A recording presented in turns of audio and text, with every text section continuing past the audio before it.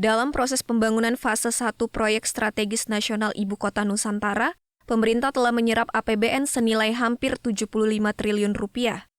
Banggar DPR RI meminta pemerintah mengklasifikasikan skema pembiayaan pembangunan infrastruktur IKN untuk memperjelas peran dan kontribusi pihak yang terlibat.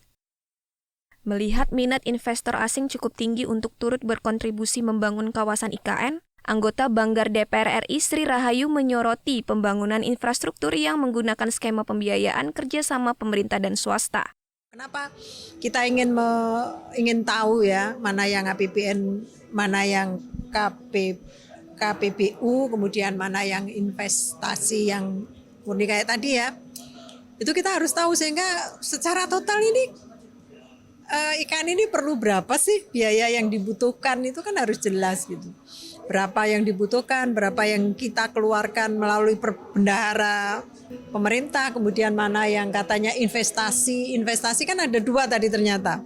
Ada investasi yang dibangun dulu, kemudian ada yang dikonversi dengan pajak dan seterusnya. Kemudian ada yang ini menjadi utangnya yang harus dibayar, ya kan, yang harus dibayar negara. Nah ini kan perlu kejelasan sih.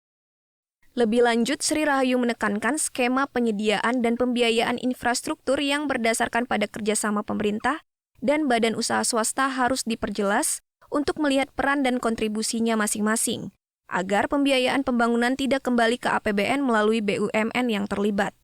Dari Balikpapan, Kalimantan Timur, Amita Pradita, TVR Parlemen melaporkan.